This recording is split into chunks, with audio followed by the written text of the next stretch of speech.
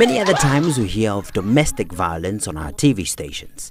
Couples in dangerous relationships. Some have resorted to death while others live with lifelong scars.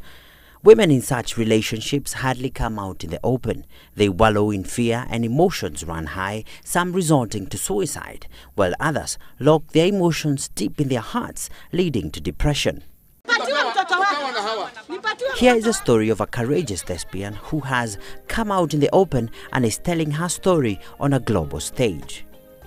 In the early 2000s, a beautiful young artist is rocking the entertainment scene, her music blasting in theaters and TV stations around Kenya, a cover girl if you may. And it's not long before a man notices and falls in love with her. He puts her cover picture in his house and plots to get her in person. And after years of pursuing her, she eventually gives in to his charms. And when 2008 came knocking, they tied the knot. I got married in 2008. I mean, to what I believe was the love of my life. We were so much in love, I must say. We traveled, we had a lot of romance. A fairy tale of its kind, but nothing had prepared her for what was to come next. So there were all these things that I let go and I let it slide because I believed he just loves me. The love overpowered everything else. All the signs that I could see, I was blinded by the love. I dismissed the slaps, I dismissed the cheating, I dismissed the lies. I just wanted to believe this is the most perfect man because he was good. But as time progressed, I had struggled getting a baby from the time we got married, 2008. So in 2009, we realized my fallopian tubes are blocked. I had surgery. At last, I got a baby. I thought perhaps the fact that I didn't have a baby is what was making him be very violent and not treat me nice after I got married. Though she loved her husband and thought things would change for the better after their firstborn, it further escalated downhill. The beatings became more often, like every time he was around. He was in Germany, but every time he was around, we had to fight. Barely 30 at the time, she had a violent, cheating husband. And when she thought the situation could not get any worse, it did. My second pregnancy also, I was beaten during the pregnancy. Even after having the baby, I was also beaten again. During the course of the marriage, I lost my son.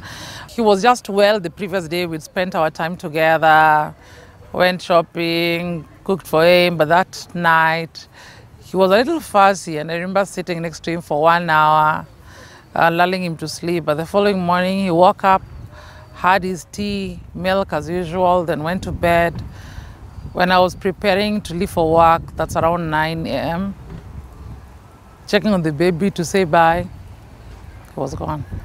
And what was the husband's reaction when he learned of the demise of his son? He said it was out of my own carelessness. He blamed me for it. And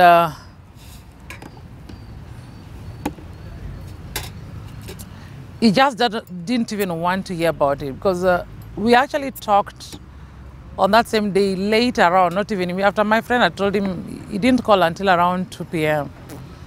Then that's when he said, it's all because of your carelessness. You're the ones, you people have let the baby die.